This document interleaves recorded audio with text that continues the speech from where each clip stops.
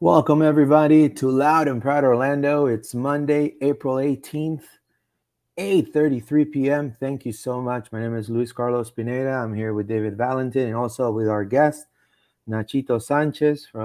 He's an insider from Unión of Santa Fe of the Liga Argentina. So before we start, I want to first and foremost thank all 11 people watching live right now from Facebook, YouTube, Twitter, from all of our social media. So thank you so much. We are Loud and Proud Orlando. Check us out. We are on our Twitter live right now at LPO_podcast. We are live also on Facebook as Loud and Proud Orlando, as well on our YouTube channel. So click on the notification bell for more notifications so you can get all the insights of our show and also for the City Beautiful. So thank you so much. Before we start out, I want to first and foremost address a couple of things, right? I know that we have a derby coming up. We're going to be talking about that today. There's a lot of things that we got to touch about that. Also, a huge victory for Orlando City against Columbus Crew. Well-deserved victory. I think from minute one, Orlando played in sync, and I think you saw that, especially in the offense side. And obviously, in the defensive side, Rodrigo Schlegel had a phenomenal game. And, there's a lot of things that we're going to talk about that as well. We're going to talk about the Red Bulls coming up as well. And we're going to talk about OCB and Orlando Pride. So without further ado, Dave, how are you, my friend? So you can introduce our guest. Very well. Happy Monday to everybody. I am super excited about our guest today. We met in the internet a while back. Since December, he's been providing me with information about Gaston Gonzalez. I had the opportunity to interview him for Tiro de Esquina podcast, and this is a guy with a lot of information. Who's our guest? Our guest is a journalist, radio personality, podcaster, narrator for Unión de Santa Fe Reserves, and tonight he's coming to talk about Gastón González. Así que Nachito, aquí te estamos presentando. Buenas noches desde Argentina. Así que bienvenido. Hola chicos, hi, hello, how are you? Gracias por la descripción. Thank you for the description. Mañana tenemos partido y mañana lo veremos una de las últimas veces a Gastón González. Tomorrow we have a game and it will be one of the last times Gastón is going to be with Unión. A ver, para hacerte una pregunta, sí. Let me ask you a question. Primero que todo, agradecerte por estar First, en el let me programa. thank you for being on the show. La primera pregunta que tengo para ti es, Gastón González, ¿qué tipo de jugador es, sobre todo en ataque, en banda, ¿no? First question that I have for you is, what type of player is Gastón González? He's an attacking player on the wings. ¿Y solo es un jugador que te da ataque o también te da defensa? Is he only a player that gives you attack, or does he also defend as well? Bueno, Gastón González, desde su debut, y ahí veo una de las primeras fotos que se le sacó a él, muy jovencito, en esta foto que están poniendo ahora. You're seeing right here, from his debut. En el principio era delantero y podía jugar como segundo delantero. At first he was a attacking player. Con el paso del tiempo, Gastón descubrió la mejor posición en la que le hemos visto, que es volante por izquierda con mucha llegada al ataque. And over time, he has found out that his best position is as a left winger. La cualidad de Gastón es su potencia. Yo creo que es de los jugadores con mayor potencia y velocidad del fútbol argentino. His best asset is as a player. He has the speed and the attack, and it's one of the best players in Argentinian football right now in his position. Y en el último tiempo adquirió orden defensivo. Es muy capaz de hacer un relevo y de hacer un buen juego asociado con el defensor por izquierda. And as of late, he has been a player that has been able to do the switch and be not only an attacking player, but a defensive player, and to also switch sides on the pitch. Excelente. Mira, justamente en banda eso es lo que necesitamos porque Right now, that's what tenemos, we need, an attacking player on the wings. porque el ida y vuelta en los primeros partidos de Orlando han sido un poco caóticos en el ida y vuelta, ¿no? La The gente se va first games mucho of al for Orlando ataque, City have been a little bit pero no chaotic. regresa, ¿no? A defender a veces, ¿no? Sometimes we attack, but the players are not coming back to defend. Entonces, yo creo de que tener un jugador de esa envergadura. Ahora, mi segunda pregunta, para My después second darle question is, pase acá a David, eh, ¿cómo, qué otras ofertas Gastón tuvo? Porque obviamente a mí what me other offers consta Gaston had?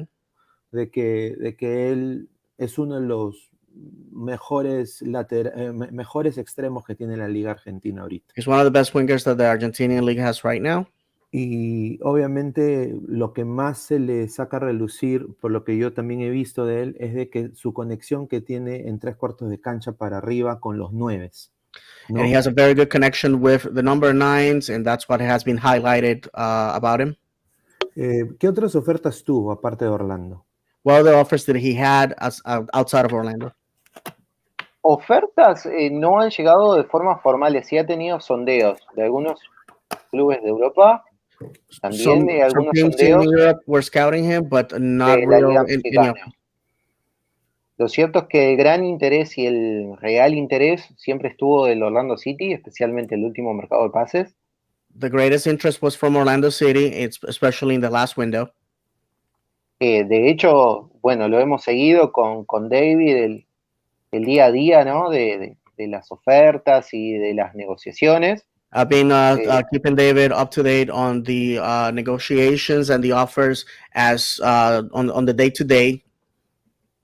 y otro de los aspectos es que a Gastón González ya se lo había buscado, lo han buscado incluso clubes grandes también de Argentina, antes de que debute en Unión. Recordemos que él fue sparring de Messi, no en la última Copa América, sino en la anterior. Bigger clubs, even in Argentina, have been trying to scout him before he had his debut with Union. He was a training partner with Messi with the national team.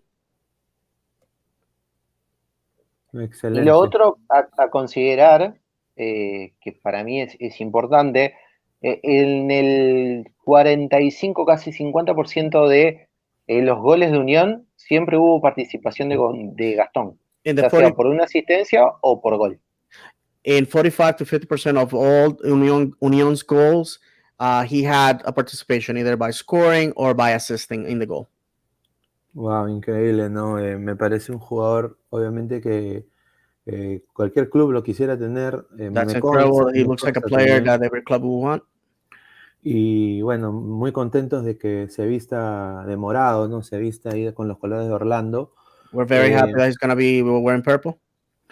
hablando un poco más de Gastón, cómo es él como persona, cómo él es él en el grupo, ¿no? Orlando tiene un grupo Now let's ask about his personality. How's he with the group? sí, con muchos jugadores, obviamente, que juegan en selección. Está Pedro Galese, está Facundo Torres, está el mismo Pato que juega en el Milán, ha ganado Champions. Ayer Giancara, que National juega en team that speaks Austria. Spanish, that are from South America. Sí, sí.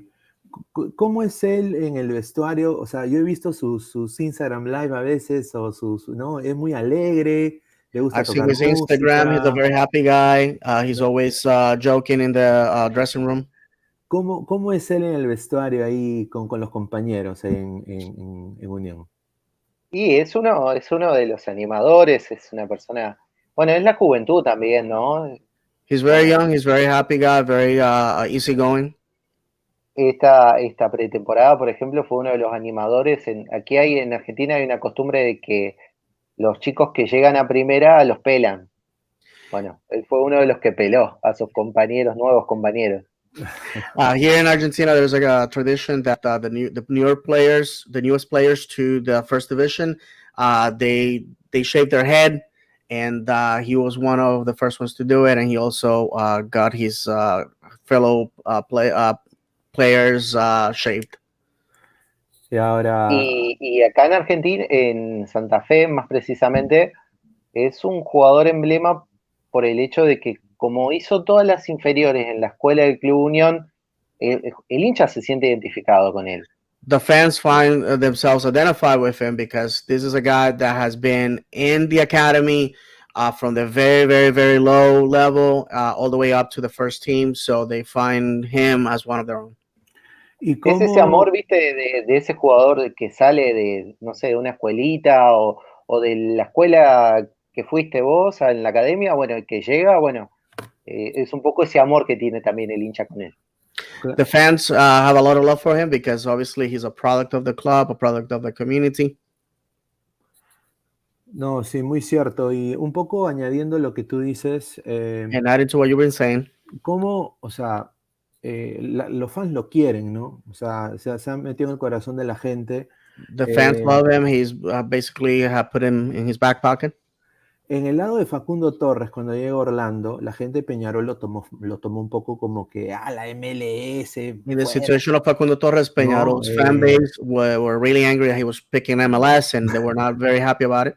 En el lado de Gastón, ¿cómo toman la decisión de venir a jugar esta liga? In, ¿Y qué es lo que él sabe del club y de la ciudad? in Gaston's case, how is the fan base taking the decision to sell him to an MLS team? And also, what does Gaston know about Orlando, the country, and the league? No solo por Gastón, pero a ustedes les sorprendería saber lo que piensa el jugador argentino de la MLS. You will be Respeta mucho la surprised to liga, know what the Argentinian player thinks of the league. respeta la liga, le gusta la liga, conocen la liga, siguen Respects la the league, liga. likes the league, wants to be part of it. Yo creo que hay quizás un desconocimiento, que obviamente no necesariamente tenían que saberlo, pero aquí a la MLS hace un tiempo se la empezó a ver, porque también Argentina necesita de la MLS porque es un gran proveedor de jugadores de juveniles, ¿no? Right now, in Argentina, the league is being shown on TV. There's a following that is growing, and also the Argentinian football has a need for a new market to export their players to, Y eso los jugadores lo saben. and the Y players know that. también es el caso de Gastón. Also in Gaston's case. Sí, obviamente es una liga que está haciendo pasos agigantados en el fútbol, creo, y yo creo que en el 2026 se va a ver aún más, creo, ¿no? Porque el This is a mundial, league that has been making giant steps in football, and we're gonna get to see the end product in 2026. un lado, Gastón y su familia, ¿no? Hablando del tema familiar de Let's talk Gastón. about Gaston and his family. Gastón va a venir él solo por el momento acá a Orlando, va a Gaston, traer su is he coming familia. there by himself, or is he gonna be bringing his family along? Por lo pronto irá solo. Aquí su familia, su padre y su madre seguirán con su vida, ¿no? Pero por lo pronto, bueno, lo irán a visitar claramente, pero irá solamente jugador. For the time being, he's just gonna go and be by himself. His parents are gonna remain in Argentina, but obviously with time they will be arriving to visit him. Ok, bueno, agradecerte Nacho por las preguntas, bueno, por responder las preguntas. David, si quieres preguntar, ahora we'll switch. Yeah, We'll switch. there we go. Sí, Nachito, mira, tenemos unas preguntas en el chat que me gustaría preguntarte. Aquí tenemos una pregunta de Víctor Sánchez, la que está en español, Luis. A ver, dice mi pregunta, ¿qué posición Gastón jugará en Orlando y a quién reemplazará? A ver. Okay, so you guys can see that he translated the question himself there. Basically, my question is which position Gaston will play with Orlando and who he will be replacing in Orlando. Si ustedes me preguntan a mí, Gastón les puede ser muy útil por las bandas o en cualquier posición de ataque. Yo creo que en esos tres lugares, aquí nosotros decimos volante por las bandas, media punta o delantero. Sí. Yo creo que en cualquiera de esas posiciones le va a ser útil Gastón. Well, he's saying that definitely he could play all three positions in attack. He could play both wings. He could play as a 10 and also as a 9 if needed be. And the question about who he will be replacing, he doesn't know, obviously, because all he knows is that he could play in those positions. He can excel in all of them. So that's what he said. Muy bien. La pregunta de Daniel Phillips. Aquí tenemos otra pregunta, Nachito. La voy a traducir, Luis. Estoy curioso de escuchar tus pensamientos en cómo encuentras la química de equipo, especialmente cuando hay diferentes lenguajes y culturas en el vestidor, porque me imagino que en Argentina la gran mayoría de los jugadores son argentinos, ¿no? Son nacionales. Sí, nosotros en esta unión hay muchos uruguayos también, de hecho el entrenador es uruguayo. Por eso creo que en sintonía no creo que Gastón sienta tanto, el entrenador de ustedes también es uruguayo y por ahí la costumbre del jugador latino. Es más, yo creo que con Torres se va a llevar decididamente bien, porque veo hasta una historia parecida en ambos dos. No, Sí. no sé cómo lo ven ustedes, pero creo que los dos son jóvenes, tienen una proyección que si todo sale bien podría ser de selección. Me parece que la historia de sus familias es muy parecida también. Figura en sus primeros equipos ambos. Me parece que va un poquito de la mano. A ver, acá hay otra pregunta de Jim D. ¿La traduzco o tú la traduces? Bueno, de traducir lo que acaba de decir Nachito. Well, Nachito was basically saying to answer Daniel Phillips' question is that our manager is Hispanic. There's a lot of Hispanic guys in Argentina. They tend to have a lot of Argentinian guys, but also Uruguayan and of other different nationalities. So the reality is that there's going to be some culture shock, obviously, with the country at large. But he's a professional football player, and and I'm adding this. This is not something that Nachito said. The ball is round and the game is the same everywhere you go. So he shouldn't have any problems. Yo traduzco esta pregunta. MLS es una liga extremadamente física. ¿Ves un periodo de ajuste o él estará listo para lidiar con el correr y la fisicalidad? No, yo creo que va a llegar y ya va a estar en condiciones. De hecho, creo que lo hablábamos fuera de micrófonos, ¿no? Aquí la Liga Argentina y la Liga Brasilera están quizás por un escalón por encima de las otras ligas sudamericanas. Yo creo que Gastón González llega en condiciones. Gaston will arrive in good condition. The Argentinian and the Brazilian league are a step ahead of all the other South American leagues, like we were talking about before we started recording. And he shouldn't have any issues coming to MLS when it comes to physicality. He's a young lad, and right now he's the tournament is finishing there, so he should be in top form. All right, this one right here. ¿En qué partido Gastón estará disponible para jugar con Orlando? Y aquí lo que se habla es que el 3 de mayo, 4 de mayo estará viajando para allá, chicos. Así que no sé cuál será el siguiente partido del Orlando, pero en esa fecha. He's saying that probably around May the 4th, he's supposed to be already getting into Orlando. Correct. He doesn't know the actual schedule, for Orlando games, but somewhere around May, I'm sure the club will announce it. I think we only have one home game that month. Yeah, so solo tenemos uno en casa ese mes. Yeah, definitely. A ver, Brian Guerrero dice.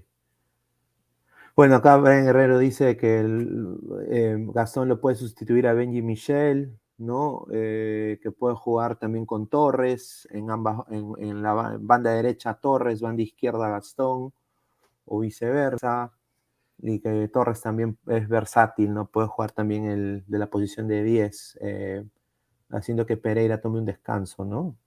Pretty much it says most likely Benji. We could have Gaston alternate side with Facundo Torres.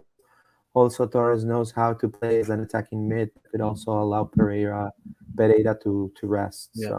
Y Nachito, ya me habías dicho que Gastón se encontraba en Buenos Aires haciendo los trámites de la Embajada de Estados Unidos y Canadá. Ya me imagino que tiene que tener su visado.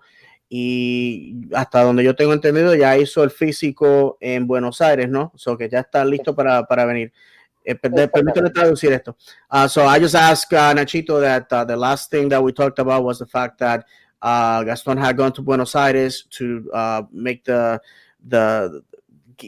go to the embassy of the United States and Canada. You gotta remember he has to do 2 countries, obviously, Right. and to get his visa, his work permits, and everything in line. And he has already done his physical in Buenos Aires, so he's basically ready to go. Adelante, Nachito. Sí, es tal cual como vos lo decís, David. Estaba con los últimos papeleos de la visa, pero ya está definiendo absolutamente todo. Everything is already set up as far as his immigration status and his physical. We're just basically waiting on the date to fly back to the States. Ok, y bueno, otra preguntita acá que tengo. ¿Cómo le cae, obviamente, uno de sus fuertes, diría yo, para mí de Gastón González, lo que he observado, Another question that I have is about his strengths, es which de what I que, have observed. sabe jugar mucho en un 4-4-2, en un Can he 4-3-3, play in a con 2 4-4-2? delanteros, ¿no? Can he play with 2 strikers? ¿Cómo, Tranquilamente, ¿Cómo lo ves él tiene variación adaptándose táctica. sí, He cómo has lo a ves tactical adaptándose variation. con Cara, ¿no? Con el austriaco, el 9 de Orlando, que está ahorita Sí, en racha goleadora, ¿no? Right now, our number 9 is on a scoring streak. Can he play with a player like that? Gastón debutó en un sistema táctico 4-3-3. Gaston has been Después, playing on a 4-3-3.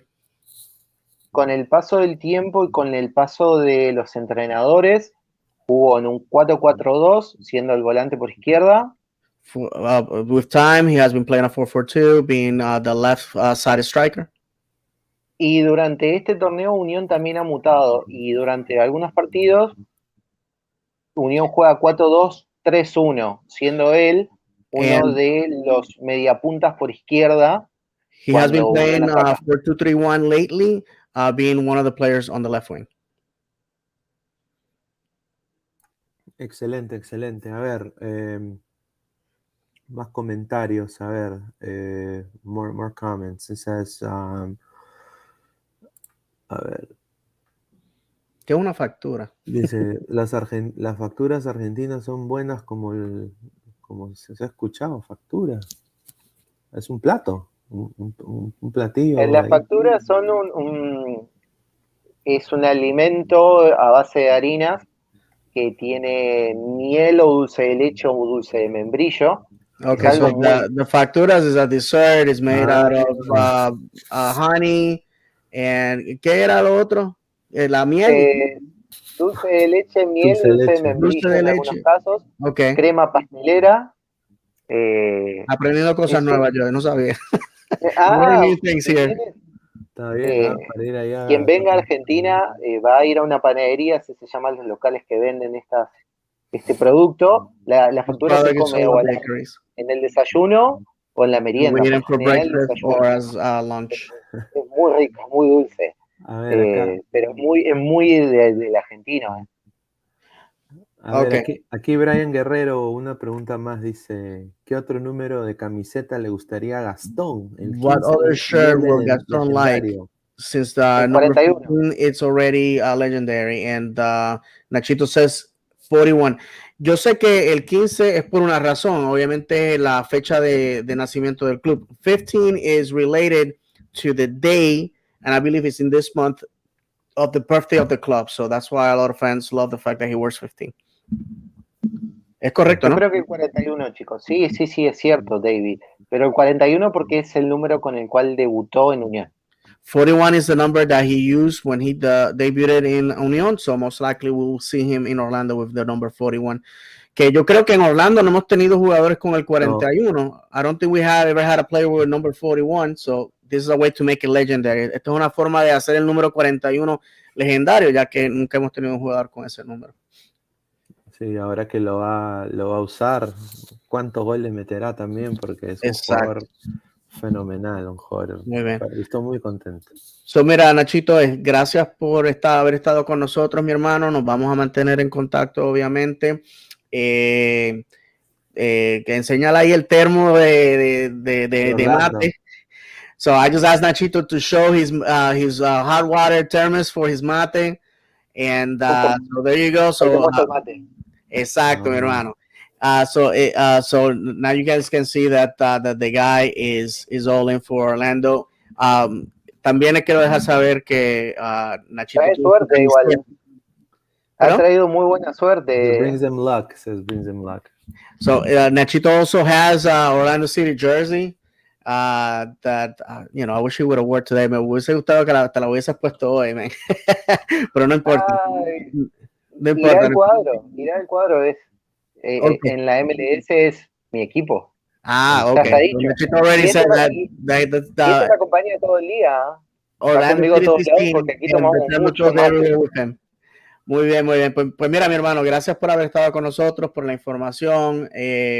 Obviamente esperamos que Gastón sea un buen jugador aquí en Orlando y que no sea el último, que obviamente, como te dije en tiro de esquina, que Unión sea una máquina de jugadores que quieran venir a Orlando y mucha suerte en la Sudamericana. So I just wish Nachito good luck in the the Sudamericana tournament.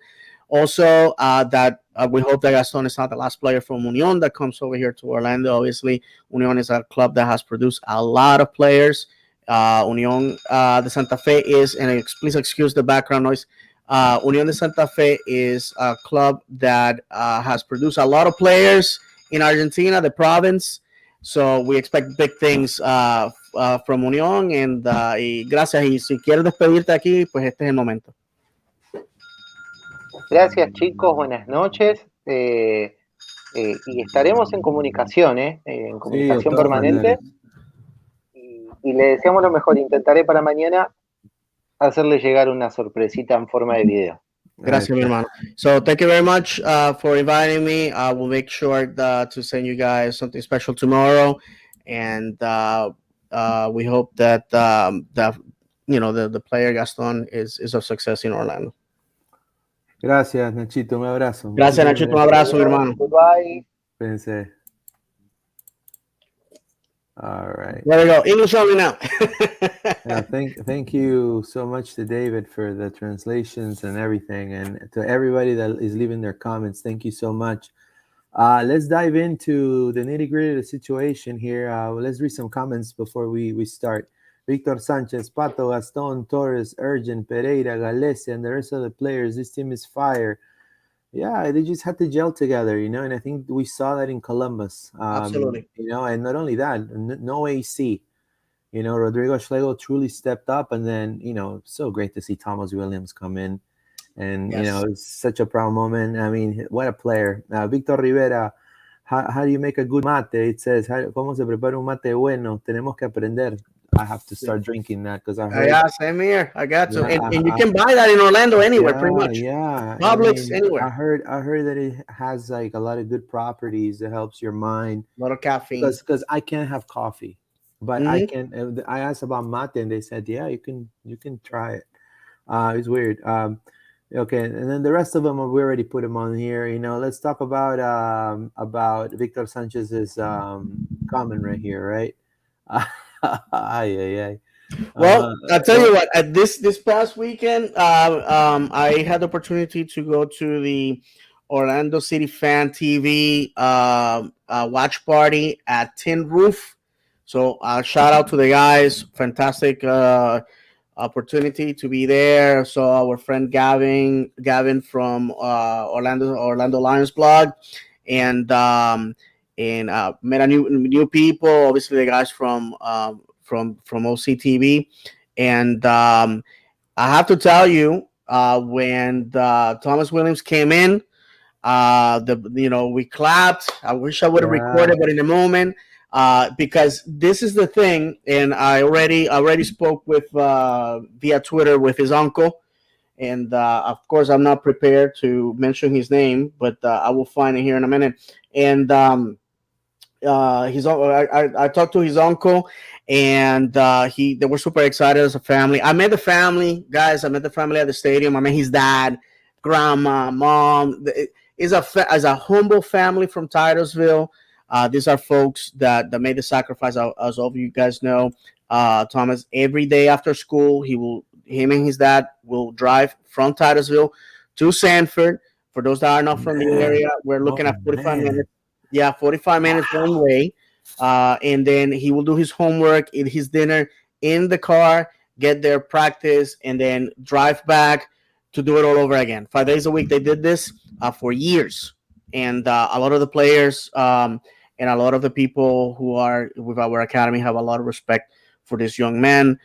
Couldn't be prouder. His uncle shared a picture of Thomas as in 2015. So he was probably, I don't know, a middle schooler back then, with his siblings and cousins, intent in the game. And one of the things that I have to tell you that makes me very proud, because I have said this before. I said it once in Orlando Lions Den podcast when those guys invited me, was that the men in the future who are going to lift the trophies of this club are the kids today who are in those terraces clapping for their hometown team. 11 years after the foundation of our club, we are meeting one of the desires and the goals that our founders had for Orlando City, to provide an outlet for the local player to represent their hometown. And we're starting to see that. Obviously, in other countries, this happens all the time. But now we can see one of our own. And yes, you can say Benji Michel and Santiago Patiño and other guys have trailblazed before, but the fact of the matter is, Williams has not been a college player. He went straight from our academy through all our stages, and now he's in the first team. Right, it's something to definitely be proud of, and we will touch on it more when we talk about Columbus and OCB. But at the moment, let's dive into the I-4 Derby. Right? I mean, we're playing the Rowdies, and I want to say hello to the Rowdies because Ralph's mom is watching the show right now too. So Welcome, welcome. welcome to watch the show. I also want to let the fans know too, that not only they're watching, because they watch this from my Instagram account, which soon it will be Loud and Proud Orlando Instagram account. And we have to make an announcement. We'll do it at the end of the show. But then also, just check this out. Ralph's Mob. It says, we're going on tour. Stops in St. Pete and Tampa. Return service included. Link to Discord in our bio. So they're going to be heading over too, right? So I think I know it's a Wednesday, and I know, I mean, I already situated my work situation personally, but I gotta be there, and I think everybody needs to be there, and we expect nothing but everybody to show up because it's a derby, and again I mentioned it. What are your thoughts on them coming over, Dave?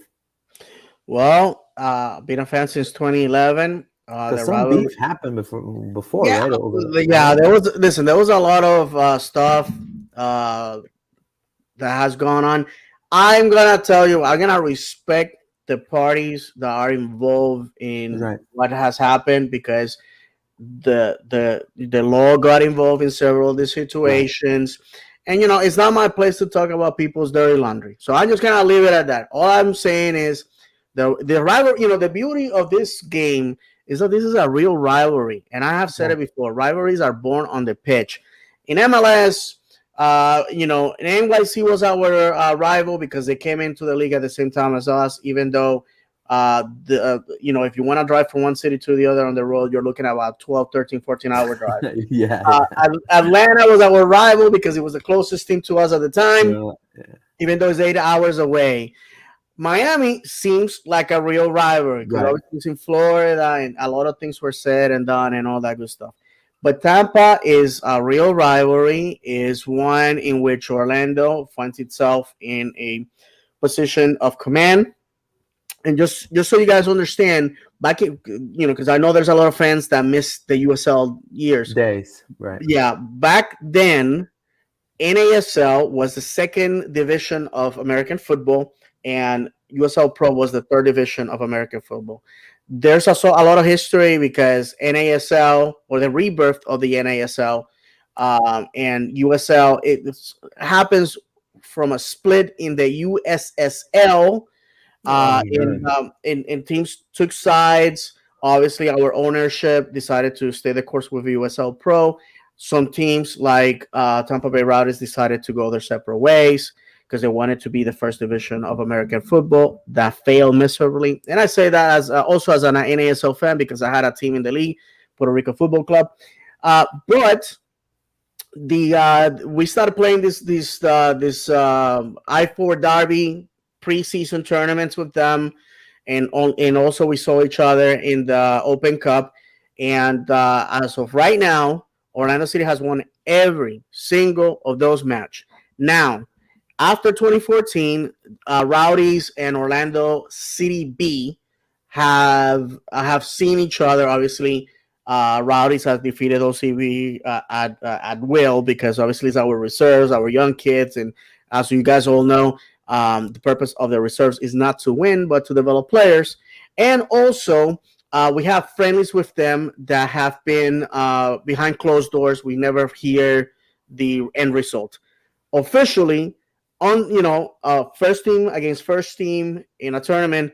Orlando City has the lead, and basically every time we have played them has been a ton of goals for Orlando City and maybe one for the Tampa Bay Rowdies. Also, a lot of the beef that happened between supporter groups is because at the time MLS was trying to expand into Florida, Yeah. and obviously Tampa wanted to have a return of the MLS Oh, of into their course. city, The and the we also, mutiny. The mutiny. yeah. Hey, I was a Mutiny fan, so I have to people know I have to let it out. And then with this I conclude. So so there was that beef of who's gonna get MLS. To me, at the end of the day, these two clubs are cannot be compared. We are owned by billionaires. We have our own stadium, a training facility for Orlando Pride. We have an academy that has produced players. We have been selling players to outside markets.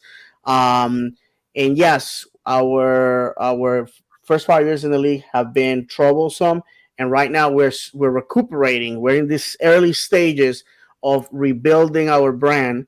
The empty seats prove that those 5 years were destructive. But to me,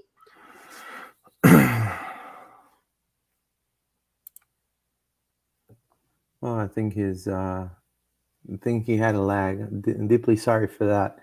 I think what he was going to say is that, to him. Oh, there you go. You're back. You're back. You're back, Dave. Unmute yourself. okay, so no, I finished. I don't know what went up in the air. All I'm saying is that on Wednesday I expect total domination by Orlando City. I don't think that as a club, Tampa Bay Rowdies is at the same level. And while there's a lot of nostalgia on this game on Wednesday, to me, defeating them in essence is a book ending to that era.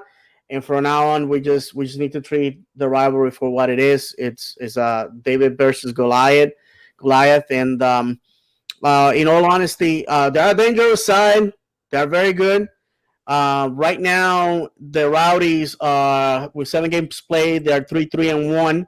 3 games won, 3 draws, 1 loss, 12 points. They're sit in third place in the Eastern Conference of USL Championship. Their last game was a 3-1 victory over Tulsa, FC Tulsa at home.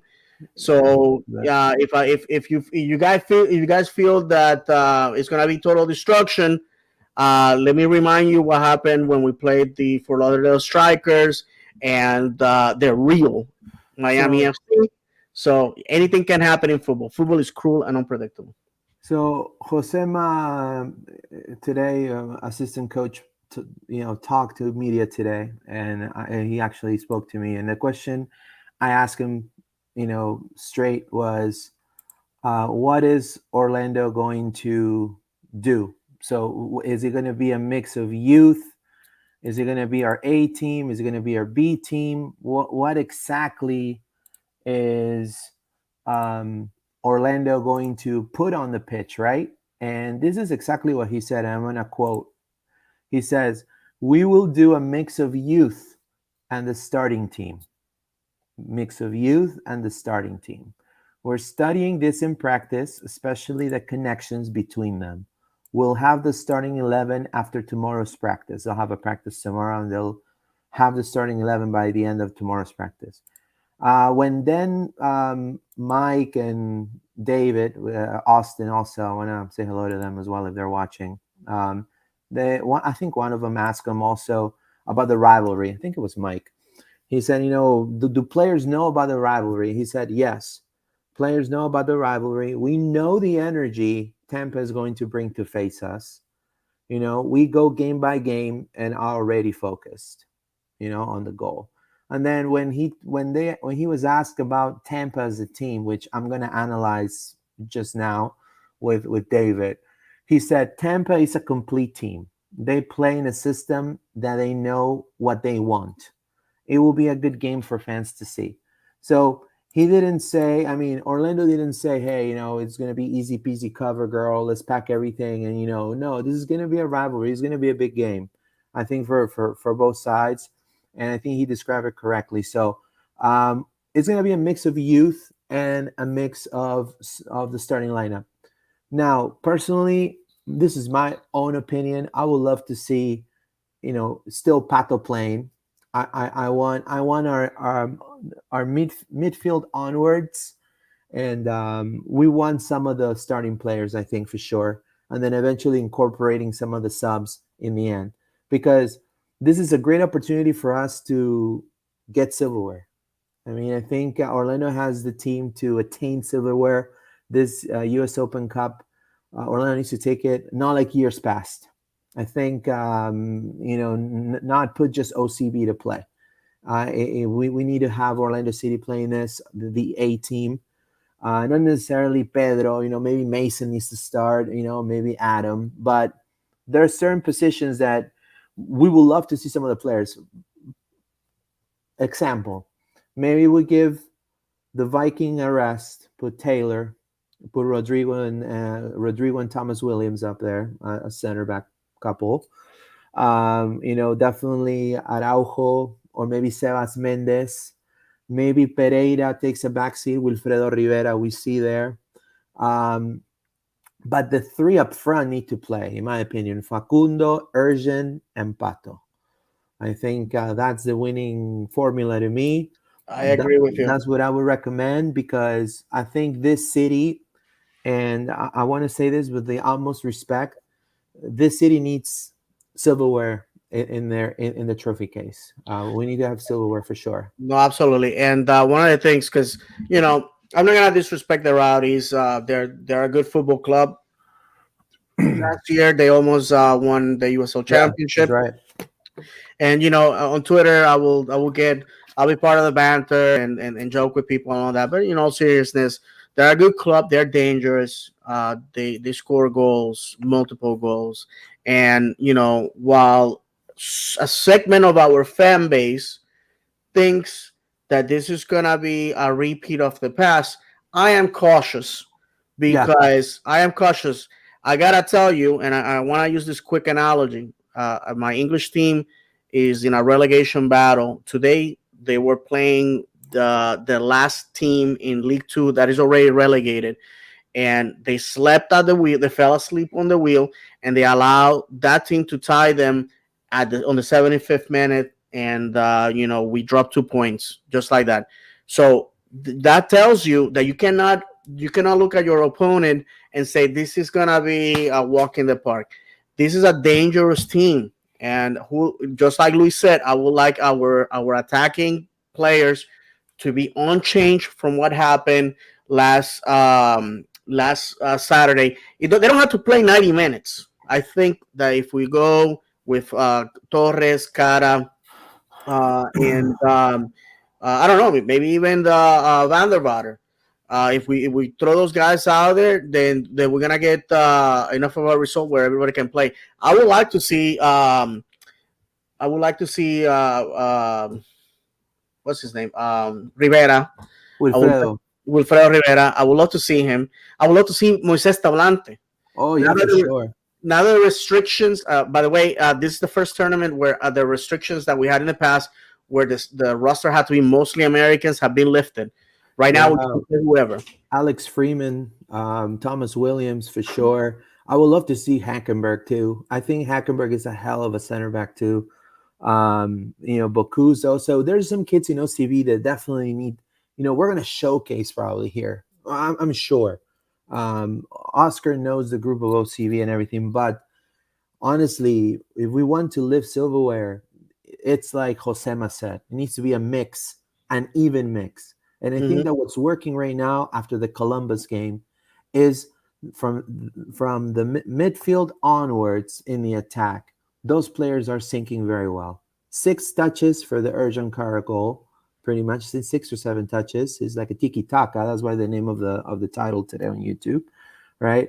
I mean, it's probably going to be goal of the week, right? So it's made a lot of noise, and I think that if that's the end product of how Orlando is going to be playing offensively, we need to keep that in order to lift some Yes, silverware in the and, U.S. Open Cup. and Luis personally, what better adversary in the Open Cup than the Tampa Bay Rowdies? They're a team that likes to run.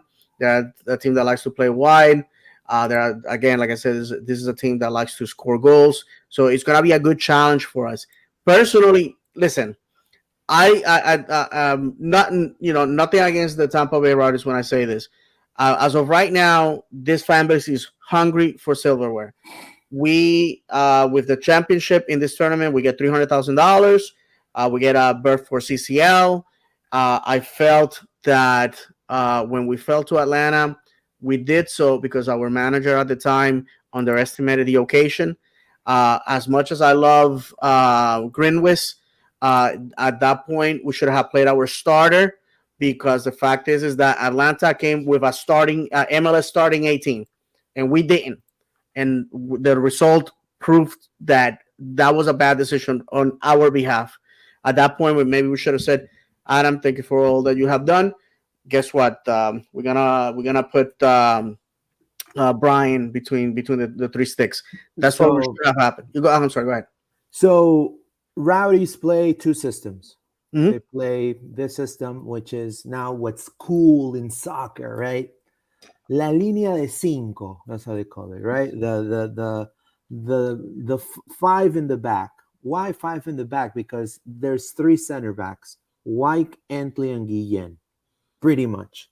And then the two to do the job of the up and down of carrying the team and connecting with the wingers is Dalgard and Areman or Areman, right?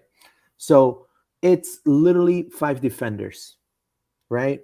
Mm-hmm. Two defensive midfielders or one that does the back and forth. So we'll call him a a polyfunctional player. So 2 roles, dual role player, which is Ekra, right?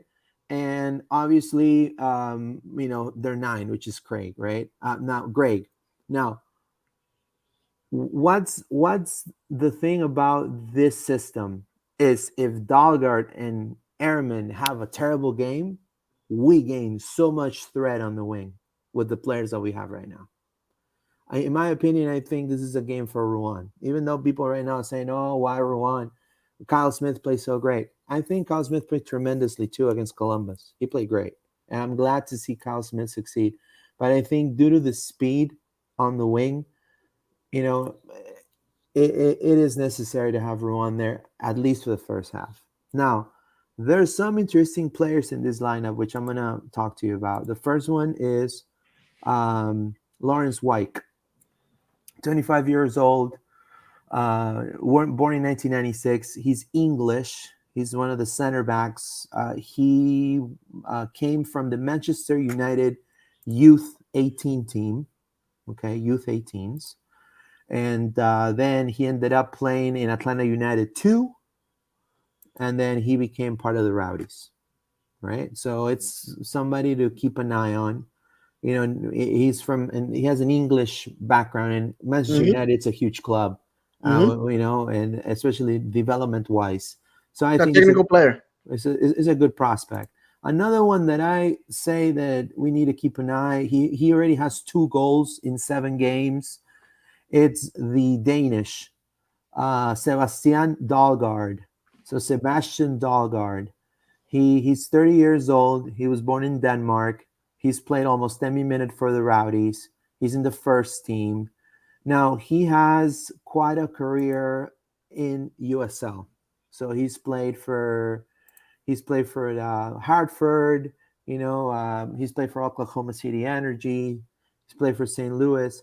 But before that, he played the Danish league, right? For a couple of teams. I can't pronounce them. It's like it's in Danish. And he also did youth for his national team. So it is an important player for the Rowdies, in my opinion. We need to keep an eye on. So right now, two players on the right wing. We're talking about, right? Two Hmm. players on the right wing. Another player that I was looking that I honestly think we need to keep an eye on here is the guy in the middle. And this guy is Jan Ekra, 31 years old from Cote d'Ivoire, which is Ivory Coast. Ivory Coast, yeah. Yeah, he has one assist in 6 appearances for the Rowdies. He's been in the starting 11 also. He could play also. He speaks French. He plays with his right foot. He's also played in USL. He played in Charlotte Independence, Harrisburg City. He also played in the Philadelphia Union in 2014. And the most important is he played in Greece. He played for the Panionios in Greece. And he came from the Olympique de Lyon Academy, which is another big academy in France. So there are some players that are very interesting to keep an eye on. Obviously, if you come, I mean, just and this is not to sound, you know, like we already won the game. No, but Not again. obviously, if you're comparing, to Facundo's resume, to Pato's resume, to Robin Jensen's resume, obviously they're not even close, right? But in football, just like David said, the smallest club in the world can ruin your party at any time. Magic of the Cup. We used to celebrate that back when we were in USL. We defeated Oscar Pareja's Dallas or FC Dallas at the Citrus Bowl, and we laughed and we high fived each other. The fans from Dallas wanted Oscar fired for that, and this is way back in I believe 2012. So listen, my friends, the fact of the matter is, we it's it at on year 8 we have to win championships. This is an easy tournament. It's one final at the time. We defeat this team. I want to remind everybody that all the teams that finish fourth and above, basically all the teams in MLS that hosted in the playoffs, in the first round of the playoffs, are absent of this stage of the Right. game, of the tournament, I should say. So basically, we're gonna go into this with more mileage under our legs. So we have to win. I mean, the reality is this is the highway towards the final at the Open Cup at the Open Cup final. Yeah, for this right here, right? This is what Yeah, we're that's it. playing The for. Lamar Hunt. We're gonna have to defeat Tampa Bay Rowdies. We're gonna have to defeat most likely Inter Miami or the real Miami FC, who already came and embarrassed and humiliated us in our house a few years back, and I should say Atlanta United. Those one of the Miami teams, Tampa Bay Rowdies, Atlanta United, because Atlanta is definitely is playing against a NISA team. So their expectation right now is Oh yeah, that for sure. They're not even looking 14 or nil. analyzing. Yeah, and not only that, but Miami FC has two Jamaican internationals, and they are starters in the Jamaican national team. So you can't deny that. And you know, last two players that we need to keep an eye on. Another Peñarol product that plays for the Rowdies. You're gonna see, well, who? Sebastian Wensati. He's playing left winger right now for the Rowdies on this system, in this system right here. Look at that.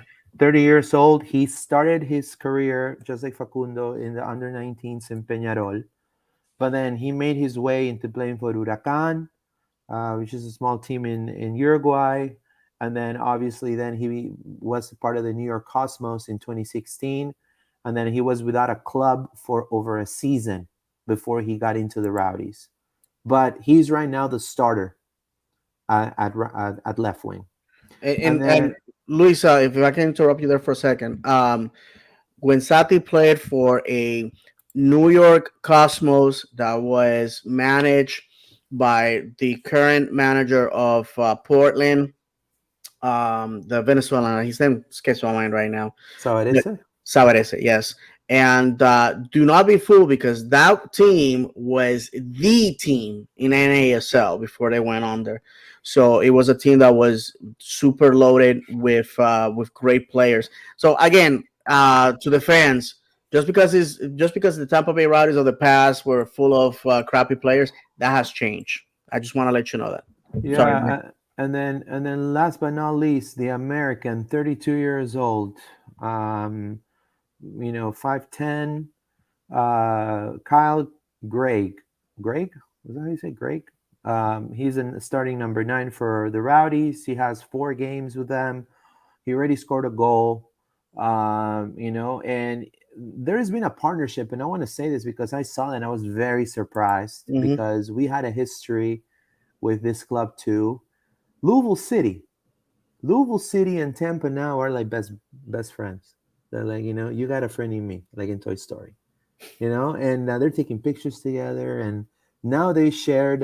So he played in Louisville City before coming to the Rowdy. So, it is something that it surprised me because when I first saw the picture, I saw, hey, is that the Lotto kid? And no, it was the Louisville City kid. Yeah. Yeah. So right, because they had the same, the white sleeves. So Mm-hmm. it is a team that we have to lift silverware, and I think it will be a great opportunity for us to definitely you know do the right thing and play some of our starting Play to squad. win. Yeah, play to win. And I think I have no doubt that these players want to win. I think even Josema said it too. Our young players are hungry Mm-hmm. also. So even though they're coming very motivated to come and ruin our party in our stadium, loading up a bus with people and all that good stuff, because in my opinion, I lived in Orlando, and maybe you have not experienced it, Dave, but I have. There is a geo it's not geopolitical, but it's geographic rivalry with Tampa. Like Yeah, for and you gotta let people know you live in Tampa. no, but still, like I'm more in Orlando than I'm ever in Tampa. Mm-hmm. But you see what I'm saying? Like I grew up going to school and with that. So when now there's 2 soccer teams, it's just really in a way it's cool.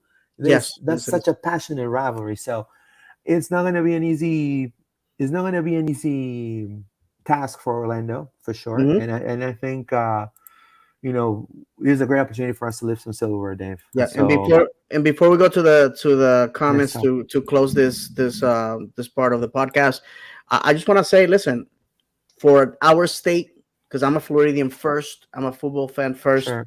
This is fantastic. Yeah, That it's great. once again, it's to me, well, it's going to happen Wednesday, and I believe tomorrow night Miami is going to be playing their game. It's just a party for our state to for football fans to come together. And I want to say this, let's treat the Tampa Bay Rowdy fans as our guest. You know, there shouldn't be violence. There shouldn't be Yeah, no throwing violence, crap. please. None of that. Let's No, behave like who we are. let's make it a party. Let's Folks that make it a love football. party. That's it. And like I said, I know in the past some people have taken it to the extreme. I'm too. I'm sorry, my friends. I'm too old for that. So let's just have a good time. Let's enjoy football and let's the 90 minutes on that pitch decide who moves on. Obviously, I'm behind my Lions 1,000%. Oh yeah, same I here. want to win that trophy. The fact that Atlanta always called that trophy a Party City trophy, never care for it, and they just stumble in the night, and just like hitting the little toe into the side of the bed. That's basically how these people got that trophy, and the fact that they got to go to CCL twice on the same championship makes me nauseous. I want to vomit. All So right. just go and take that trophy away from them. All right, so let's read some comments here. Brent Limpany says, "I expect to see a better lineup, and what you see here, look for Fernandez. Unlucky to be inserted." Okay, yeah, that's. So he's talking about the Rowdies lineup, Yeah, yeah, yeah. right? This Mhm. take Fernandez unlucky. Great. The Rowdies lineup will be interesting. I expect. Okay, he already wrote it down. Thank you so much, Brad. Appreciate it. Jim D, or for that matter, remember when Miami FC knocked us out? We can Mhm. let that happen again, especially from the Rowdies, of course. And Of and and, course. and I don't doubt the Rowdies want that for sure.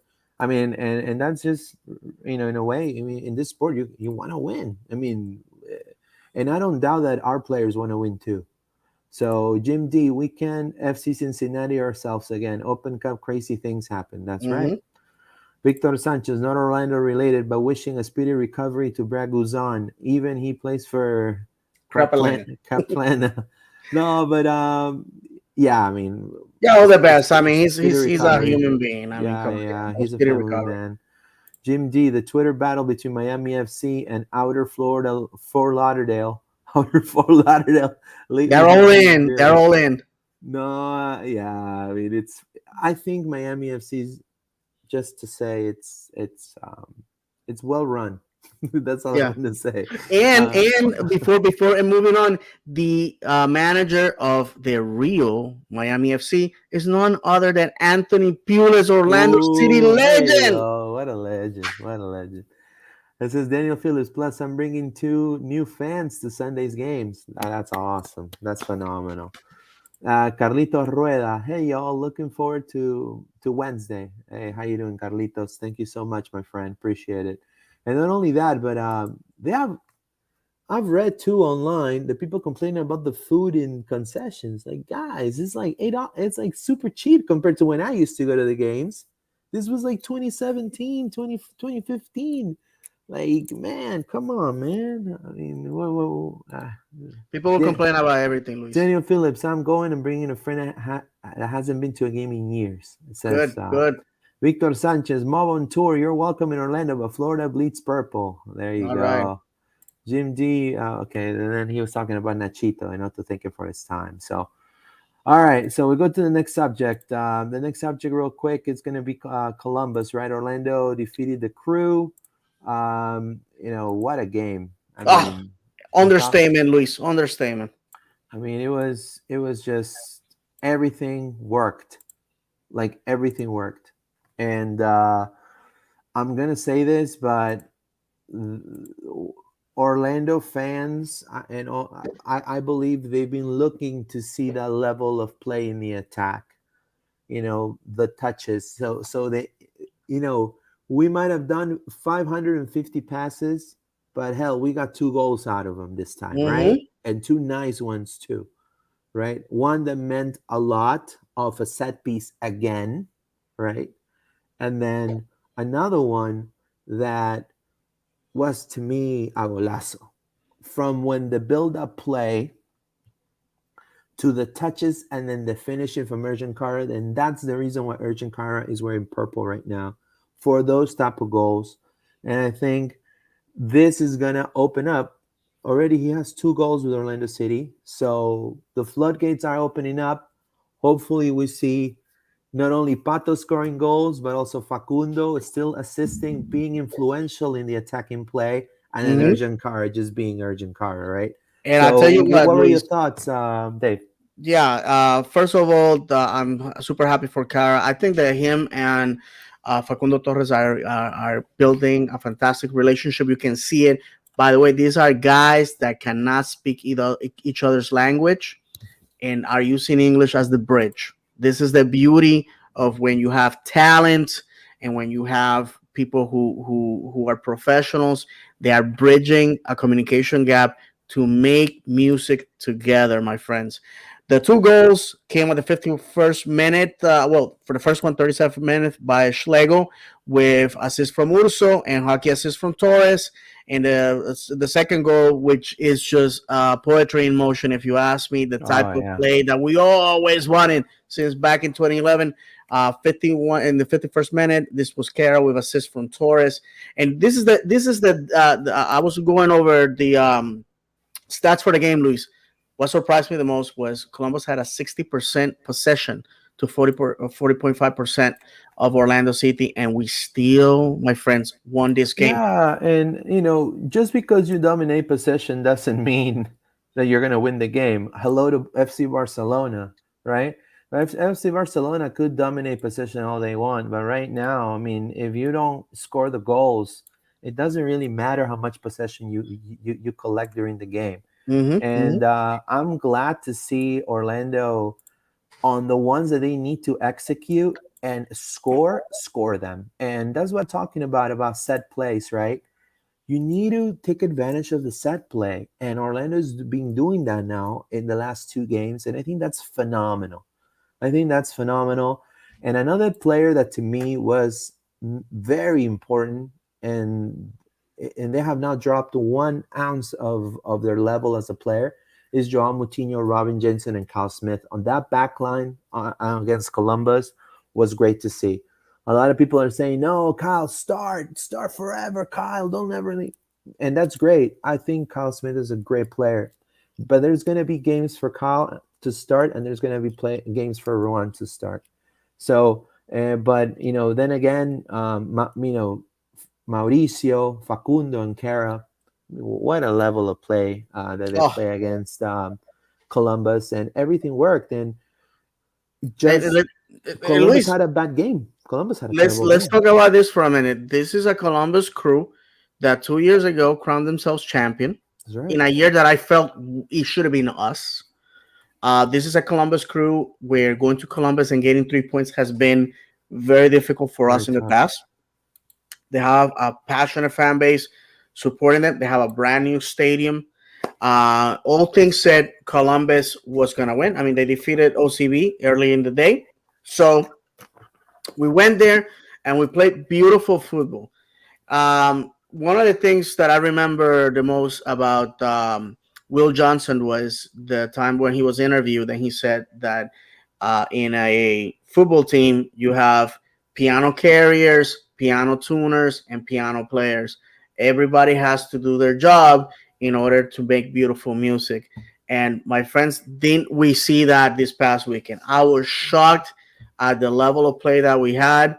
We were cool and collected. I don't know if you guys noticed that Araujo left the game without a yellow card. That to me Yep, shows that's a right. level of maturity, a level of understanding of his role. The three yellow cards that we had, Schlegel, Pereira, and Smith, in my opinion, were professional fouls that needed to happen. And I have to tell you that our subs were on point. Who were Yeah. they? 70th minute, Tesho came from Cara. 71st minute, we did wholesale uh, uh, subs. Pereira came for Torres. Mendes came for Pereira because at that time, my friends, there's Right. no need to risk injury and Right. all that on a game That's that was right. dead. And lastly, we bring Williams for Michelle to seal the deal, and that shows fantastic timing from our manager. And to be honest with you, once we scored that beautiful second goal, uh, Columbus shut the lights off and turned the coffee maker because it was over. It was over. And let me tell you something. When it comes to Columbus, Darlington Nagby, I was praising him last episode. I mean, bad. I Oh, he mean, was playing. I horrible, forgot. horrible game. Oof. Then you had Jonathan Mensah too. The cover was terrible. And take notes, Pedro Galese. This could be this guy that I'm going to talk about could be who you're going to face in the international playoffs for the World Cup. If Australia beats UAE, Milos Dejanek is a starting center back for Australia. And yes, and in that game, he couldn't see Kara coming. He couldn't hold off the nine. He couldn't hold off a number 9. He was as big as Kara. He couldn't hold him off. And not only that, he was slow paced to cover Kara. And he didn't see the ball that he was getting from Facundo Torres falling, pretty much falling. That to me, it's a bad day at work for Milos Dejanek. And the way the national team of Peru plays is that level of touching the passes and the fancy passes and the passes, kind of like a Tiki Taka style, right? Mm-hmm.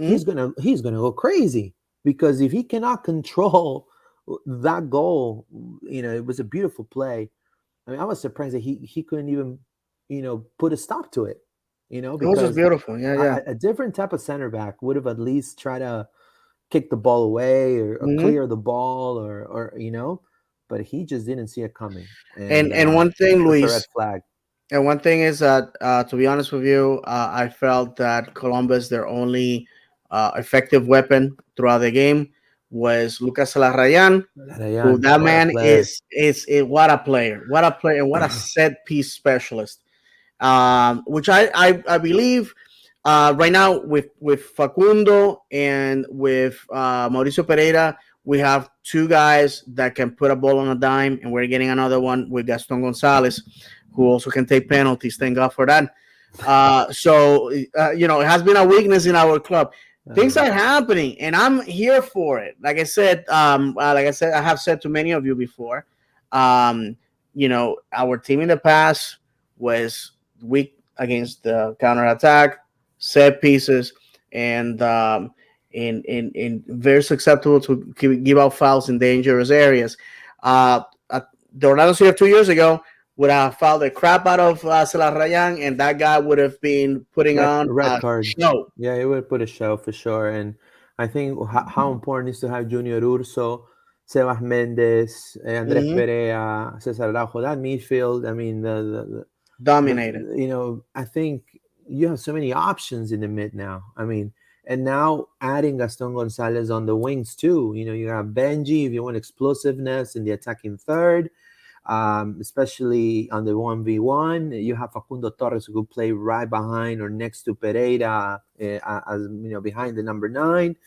Be even a second striker. Pereira could take a day off or two. You see, so there's so much options now, and I think this is something to be excited about for sure. Absolutely. Yeah, definitely a phenomenal game, and it's a good win for Orlando City. Pedro Galese. We also had Galese had a great game on the occasions that he was called up for, and I'm gonna give a rare praise, Luis. Mm-hmm. Drew Fisher, the ref for this game, in my opinion, fantastic decisions, let the players play, was consistent, and just like I am the first one to criticize pro referees, I have to give them praise when they do it the right way. Yeah, El Pulpo had a phenomenal game too. He beat his scoring. He beat his own record already, right? So he's right now with goals against. Top 5 goalkeeper in MLS. Yep, top 5 goalkeeper in the MLS. So good for him. Good for him, and good for the team. And I'm so happy to, this is a huge win, right? Look at the Columbus fans; they're so mad. Oh, I know. And so third game in a row they dropped. Yeah, for sure. And I think Lucas Elarayan is completely alone in that team, in my opinion. I think next season he needs to look for a different team, in my opinion, if this doesn't change. All right, let's read some comments. Right here. Orlando is Tampa Bay. This is Dama. Is that a joke? That's funny. Victor Sanchez, Papi, I can do it, and he did. She sure did. Victor Sanchez, Rodrigo, the white shirt. What do you want to say about Rodrigo? This is the thing about Rodrigo. Listen, I when Rodrigo was signed, I had the reporter that runs the Twitter account MLS Argentina. I had him on Tiro de Esquina, and I asked him about Rodrigo, and he said, "Hey, there's not much to say other than he's a hard worker. He's coming from a powerhouse in Racing de Avellaneda. It's a club in Argentina that the players are there, understanding that regardless where they play, they are a product of Racing and they have to play at the highest level. And Rodrigo is one of those guys that has come to Orlando. I met him the first time in February 2020.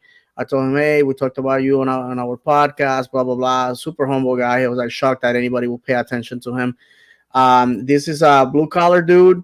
I remember seeing the picture at the airport when all his family, there was like 300 people there that went to the airport to say goodbye to him. And I remember in the episode of Tiro de Esquina that we did, I was talking to my partner Kenneth, who I do the podcast with, and I said, "Tell me if you're Hispanic and if this looks familiar when you're going away to follow your dreams, to do big things, and your family comes along. I mean, that's you leave with all that over your shoulders." One of the biggest supporters for Rodrigo was his dad. His dad is a contemporary of mine. His dad was not much older than me, so when he died of COVID last year, was to me was devastating, because one of the fears that as a father I have is to die and leave my children vulnerable in a time of their lives where they need my counsel, my guidance. I know that the club did great for him, allowing Oh him to yeah. go back to Argentina for 2 months.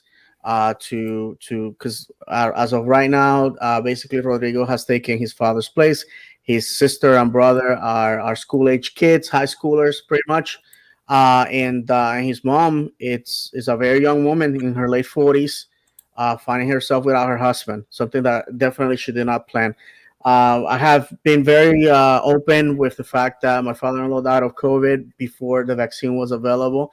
So, as a family, we sort of get angry sometimes at the fact that this has been available, and some people choose to ignore it. My father-in-law never had the opportunity to refuse the vaccine. He died with no options, and we have missed him. After he died, 5 months after he died, my oldest son had his bar mitzvah. We missed him there. Then my son, my youngest son, will have his bar mitzvah at the end of the year. We're definitely gonna miss him. So I understand where he's coming from, in the sense that his dad was there to see this moment that we're seeing here on the screen. His father bragged about it on social media, had a jersey made up, a T-shirt made up with this picture, and like I said, this is such a guy. He feels the weight of this jersey. He plays for this club as if he had been born and raised in Orlando, and that, my friends, you cannot fake that. You cannot fake it. You cannot buy it. You cannot. Nobody can Right. teach you that. So, and with that, with this, I finish. This is a guy that plays for the guys in the stands, the guys that pay money to come see the show, and wherever Rodrigo Schlegel ends up in his career, I will always remember him, not only for this moment, but for what happened in Columbus when Antonio Carlos got hurt. There was calls. Let's go sign a CB. Let's go find somebody. Blah blah blah blah blah. My friends, with this guy, we have 2 clean sheets, 2 wins. You tell me if we need to go find another center back. No, no, for sure. I mean, he's playing a high level. Obviously, what happened to his dad was devastating for everybody. I think the city of Orlando definitely also mourned him, and so happy to see him playing this level. I think it motivates everyone: fan base, front office, back office, also the players, OCB. I mean, he's such a likable guy, very humble person. Even in the press conference, he when you talk to him about his individual achievements or his goal, he wants to talk about the collective. He doesn't even want to talk about what this goal meant to Orlando scoring against Columbus. He wants to talk about how every single player in the pitch played perfectly, right? He putting his teammates first than himself in a situation where the spotlight is on him and it's supposed to make him shine. He says, no, no, no, share the spotlight with all my people right here. So those type of players, Give him to me 100%. I mean, and I would love for him to stay many more years in Orlando for sure, and also to help out also the youth team, right? Because I think his story. He played in a big club. Racing de Avellaneda is not a small club. It's one of the biggest clubs in Argentina. And then coming to Orlando, I think his story is phenomenal. And definitely one day he should probably write a book No, because absolutely, for absolutely. sure. And to the and let's be. I'm gonna tell you. I have said it at the time. I've been a football fan over half of my life, and at this point, and I have to tell you, I've never seen the moment that he had in 2020 when it happened. I have friends in Israel, friends in England, messaging me, friends all over the U.S. messaging me saying, "Were you there? Is this your team?" Because this event like went all over the world. I remember going on YouTube and seeing a football show in the Republic of Georgia talking about this moment. That's when you know that something has transcended beyond just regular circles. And what I like about Rodrigo Schlegel, what I appreciate as a fan, is that if he plays 9 minutes or 90 minutes, he just gives you everything he's got. And that's the only thing I can ask from a player. Somebody that's going to go out there and give you the best. Some days may not be his best, but you know that when he leaves that pitch, that jersey is full of sweat. So a player like this, it's an honor to have him. And I know that when it's time to hang the boots for the last time, he's going to have a great career, perhaps as a manager. I heard that the guy is super into understanding the game, and he motivates his teammates around him. If you notice, when he scored a goal and he came over, first two players that jumped on him were Sebas Mendez and Andres Perea, because they knew what that goal meant to him, because they Right. understand, they know the pain and the suffering this man has been carrying for such a long time. I can't imagine. My dad, today's my dad's birthday, so much love to my dad, David Valentin Sr. He's the third David Valentin in my family because my oldest son is also David. And my dad, he has supported me in all the crazy things that I've done, like joining the Navy, like moving away for 12 years to come to Florida and all that type of stuff. So I know how special my dad is in my life. I know the big hole that my father-in-law has left for my wife and for my children, for myself. So I understand where he's coming from, and Sure. somebody deserves praise and all good things in life is Rodrigo Schlegel. Definitely. Domagog, it says Domagosh. I don't know how to pronounce Oh it. my God, Domagog. Schlegel is one of the lions I generally respect. His passion is very high and he energizes the people around him.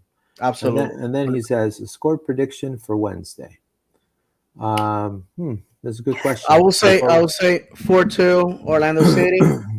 And if Pedro Gales is the one starting, it's 4-0. If I'll say humbly 2-0. 2 Okay. 0 2 0 Orlando. And we'll see what happens. I honestly, I think you have to look at the rival of their current status of their football, not as how big they are, how small they are, because in this sport, things could surprise you and take you by surprise. So, Football is and, cruel and, and and before unpredictable. we go, next episode we'll talk about more likely about the Red Bulls. We're running Hmm. out of time, but Sure. before we go, we want to also congratulate Facundo Torres, right, making the team of the week. Right here, phenomenal game he had against Columbus too. Influential in a lot of the goals for Orlando City recently. A lot of assists. Good to see him right up there with Ebovis and Castellanos and Hani Mukhtar. So phenomenal. I think that's great. Yeah, so congratulations on Facundo Torres. And then also, I want to, before we go, again, if it's your first time here, subscribe to our YouTube channel. We are Loud and Proud Orlando. Again, if you enjoy the content, you can follow us on at LPO_podcast on Twitter. We're about 13 people live right now. If you have me added on Twitter at Pineda_ORL, follow LPO podcast because there's going to be a lot of the content that I was doing on my personal. is going to switch to LPO. So you're gonna start seeing the play by plays, all of that happen in LPO, the original content, and then it's not like I'm going to stop using my Twitter. I will use it, but it's going to be more like commentary and, hey, how's everybody feeling tonight after the game? Maybe a Twitter space here on too, you know. But LPO is going to be the source. So at LPO_podcast, also on Facebook. Thank you so much to the New Orlando City group that let me join. I think it's run by somebody from ILF. Um, you know, Thank you so much for that. I think it's the Orlando. It's another discussion group for Orlando City, but they let me post my stuff. So thank you so much. A lot of groups don't like that, believe it or not, and they did. So definitely give them praise for sure. Follow us on Facebook as Loud and Proud Orlando, and also on our YouTube. Click on the notification bell for more notifications. Well, for all notifications, so you can get the alert when we're live. And before we go, I want to show you guys something that I've been working on, and also, this is our website officially, the Loud and Proud website. So it's loudandproudorlando.com, right? Loudandproudorlando.com. Just go there, and you'll have all our social media where we are. Right here, we have the latest episode. Obviously, this one will be here right on the front. If you're on Apple Podcasts and listening to us, and you don't know that we're not just live on YouTube, we're on Apple Podcasts and Spotify also, and also all of editorial. So we have Orlando City, Orlando Pride, OCB, U.S. Women's National Team, Men's National Team. So the last Pride game, I covered it. Obviously, the Courage beat Orlando Pride. 3 goals in 9 minutes. So, this is something that right here, I'm going to show it right here, right there. So you can see all our articles are going to be there with all the images. Thank you to Orlando Pride for the picture as well.